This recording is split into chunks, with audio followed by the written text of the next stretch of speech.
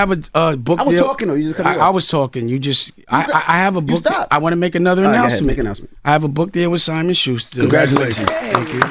And I've already, the title of the book, I secured the rights for TV and all that. You know what the name of the book is? What's the name of it? Power. And I'm going to be putting a TV show on my own television network, Revolt. That's Power with no debt. And you're calling me broke because I have no debt. And you're telling me someone that gets $180 million loan is rich. You guys are dumb. A billionaire is a billionaire. It doesn't matter. No, how do you know he's a billionaire? How? Not him, anybody. How could you listen? You said wait, time out, stop for a second. For $180 million. That you call a billionaire. I said you said a billionaire. Billionaires don't get loans. They have credit lines. Do you know how confidently dumb you sound? That's the moment this conversation between Dame Dash and Charlamagne completely exploded. What started as a debate about bankruptcy and business quickly turned into one of the most intense money arguments we've seen in hip-hop history. Dame Dash came in defending his financial strategy.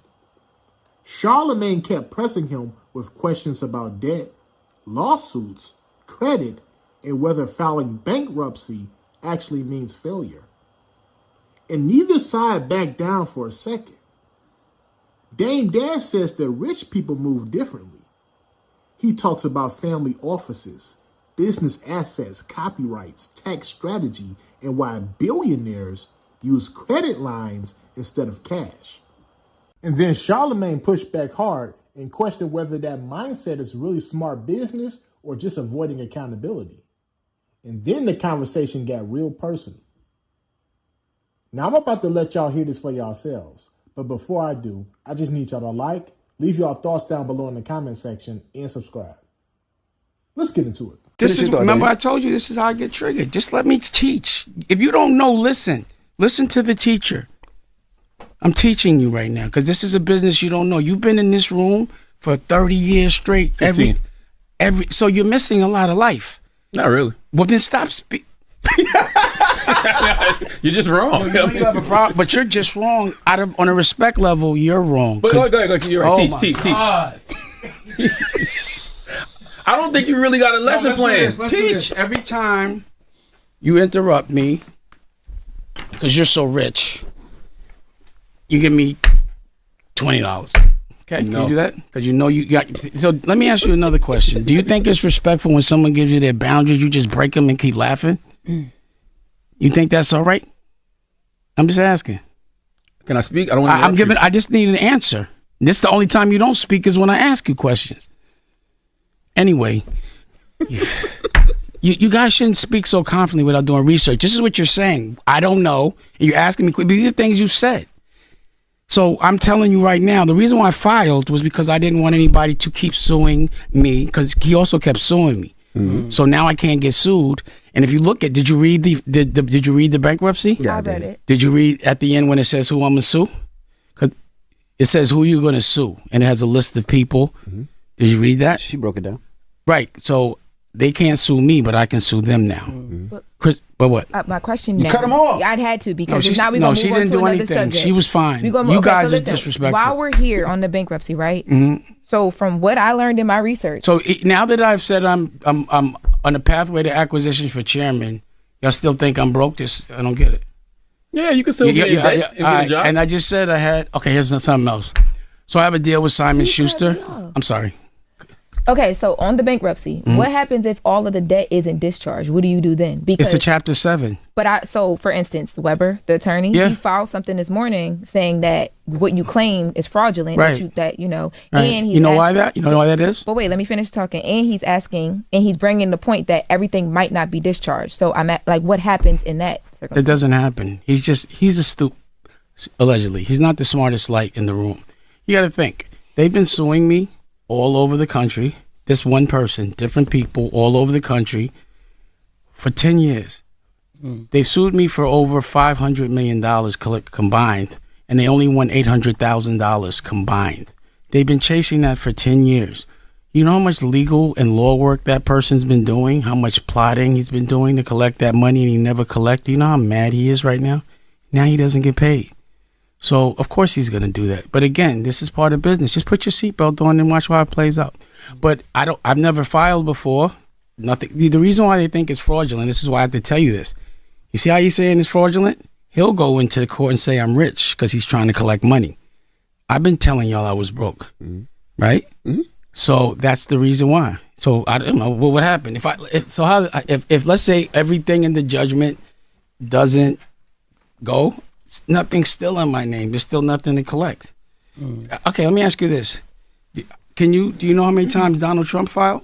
Oh, a lot. Yeah. So then why? But he's known as a terrible businessman. But no, he's not. He's the president.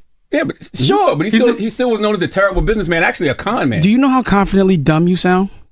You're saying it's bad that he went bankrupt 6 times. He's a billionaire and he's the president, and you still not a terrible businessman and con artist. Are you known as a good businessman? I don't know. Okay? Well, you make a lot of money. No.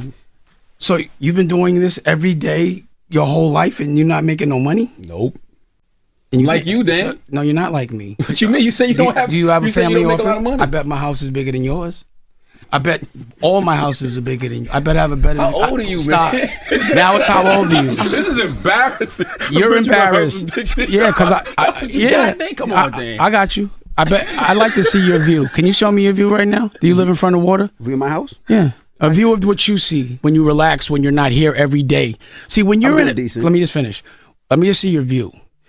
When you just now said, let's just go back to how ridiculous you are. The president filed for bankruptcy 8 times, still a billionaire. He's saying he's a bad businessman. You're just not that smart.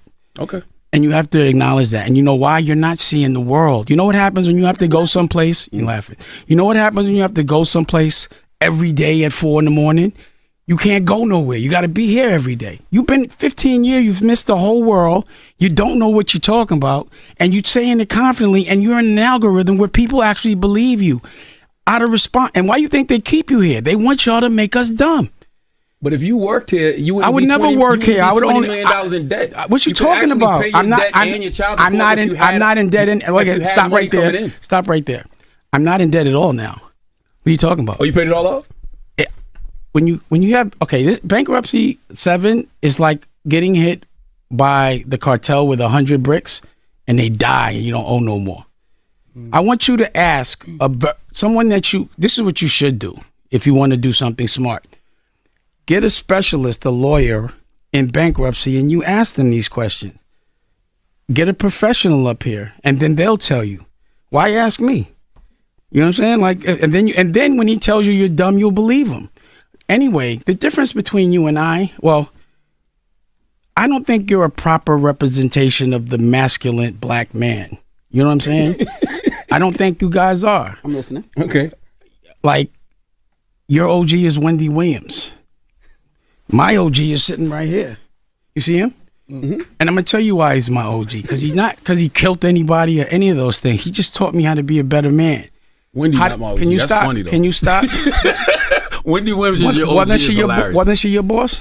Yeah, at one point. So she was your OG. She put you on, and you should give her grace. And you should also give her props out of respect. Oh, I know. Because we have different trauma. Like, we're different. Like, I'm not the kind of guy that would, like, I'd rather get my ass whipped than run. But you're proud that you ran. Yeah. I'd rather get my ass whipped. Let me ask you a question, Dan. You ever ran from a fight?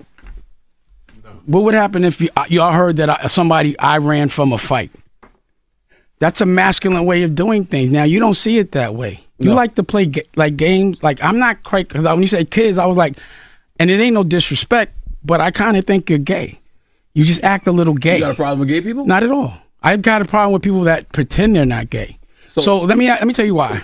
Let me tell you why. This is hilarious. I love what you're doing. This is hilarious. So what I'm saying is, you might, because you started in gossip, which is, is very feminine, and you are acting like, there's some degree of like, you want people to listen to you, and that we want people that represent masculinity, because men need to be doing what they need to do as men. They don't need to be worried about girl stuff, period. What's girl stuff? Talking about people that aren't in the room, that don't have anything to do with them, saying things confidently in front of millions of people and not saying anything. You know, like, you know how many times I've seen people punk you? I would never let anybody talk to me a certain way. I'd rather get my ass whipped. That's where we're different. We got different trauma. So you can't really look through my eyes because you do things different. You that much? No, do I look bothered? Yeah. I'm bothered. Actually, you do. What I'm bothered about is you're speaking in front of people confidently and you don't have the experience or the knowledge. And also, I'm afraid that white people think that we act like you. You're not dumb, but like, you know what's bugging me out? Before, what do you mean act like him? I just want you to. Yeah, I want to know. I'm gonna say so. The way you keep interrupting me, the way you keep saying things that aren't true but don't know. Like what? What did I say that's not true? Let me say what I'm saying. I was still talking. Okay. So, because when y'all do that, I forget what I'm gonna say because I be like that. You're not saying shit. No, you don't think. Of course, you don't think that. I think you're gay. That's fine. I do. I'm not gonna lie. After the Puff stuff, cause let me say this. This is my assessment. I've never heard you say one thing bad about Jay-Z. Not one.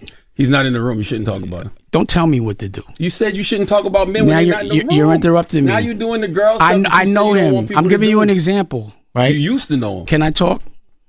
You're upset. Can I talk? Can I talk? I've never seen you say one word, because you talk bad about a lot of people, but you never said one time. And you walk around with his face on your chest. Is that a airplane shirt right now? Paper planes, yeah. I wore CEO stuff. Can I finish? No, I never seen it. Let me finish. What you mean? Let me see. You gave us Can CEO I talk? stuff. Can I land the plane? Let me land the plane. I can't wait. Let me land the plane. So I'm thinking to myself, either you got a crush on this man or he's paying you. One or the other. Did you buy that shirt?